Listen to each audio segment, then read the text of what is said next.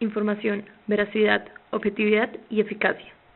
Esos son los clásicos valores de los que se habla cuando nombramos el periodismo.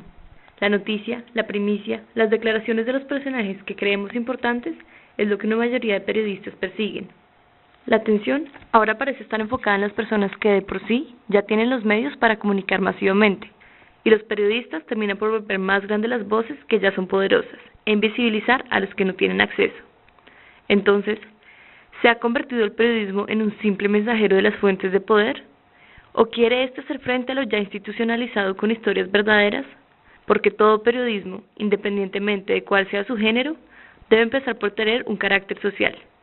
Detrás de cada información hay una historia, y detrás de cada historia, una persona. A ellos es a quienes debemos apuntar. Decía Kapuscinski, padre de este género, que el verdadero periodismo es intencional, se fija un objetivo e intenta provocar un cambio. Y sí, aunque desde la palabra no se pueda cambiar el mundo en su gran magnitud, desde ella se puede hacer el intento. Visibilizar es también trasladar realidades, despertar, incomodar, fastidiar y contrariar a los demás con lo que está pasando. No en vano, la creación del Constitutive Club de la UNESCO, que eventualmente se convertiría en los principios internacionales de ética profesional del periodismo, tienen como punto de partida la mediatización del conflicto en Namibia. De hecho, en el numeral 8 de este código se dice que el periodista participa también activamente en las transformaciones sociales y contribuye, por el diálogo, a establecer un clima de confianza entre las relaciones internacionales, de forma que favorezca en toda la paz y la justicia, la distensión, el desarme y el desarrollo nacional.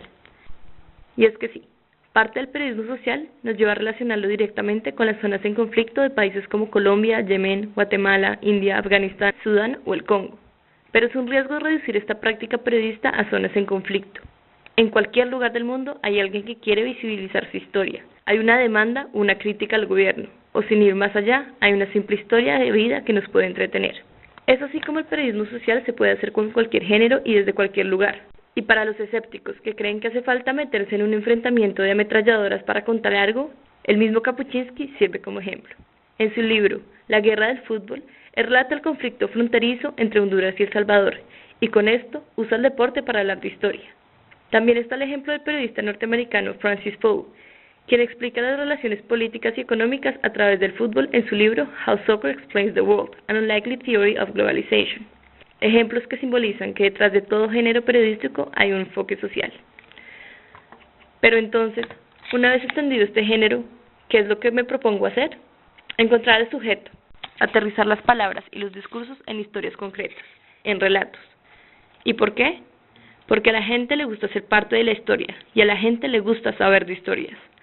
Porque la tecnología nos da el acceso directo a la información y a lo que nos dicen que está pasando, pero solo una historia es capaz de contarnos cómo se vive lo que está pasando, o incluso lo que ya pasó, porque con el periodismo social y la investigación uno entiende que hay muchos que también quieren rescatar historias. El periodismo social, con gran fundamento investigativo, es memoria colectiva. Es encontrarse con que en Colombia hubo campos donde se concentraron a los alemanes por mandato gubernamental, y entender que en barrios de Bogotá las personas se reúnen a ver lucha libre.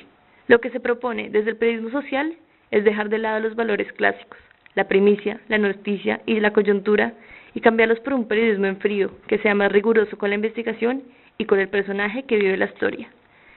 Es escarbar el pasado y retratar el presente, sobre todo en el contexto actual donde la información es de fácil acceso. El lector que llega al periodismo social será un lector que le gusta el folclore y las historias de vida, que tiene empatía con los conflictos del mundo, pero también curiosidad por los susurros del pasado. Es el lector al que actualmente le seducen los reportajes de los diarios del domingo y las antologías de crónicas periodísticas. Esa persona que no solo le importa estar informado, sino también disfrutar una lectura por un buen rato, que ve el mundo más allá de sí mismo y se sorprende con su diversidad. Porque entender que el mundo es diverso debería ser el pilar del periodismo. Debemos dejar de hablar de realidad y empezar por su plural, hablar de las realidades. Entender, de una vez por todas, que nada es objetivo, sino que el periodismo siempre se cuenta desde una persona, ya sea quien lo vive o quien lo relata. No estábamos escribiendo para la posteridad.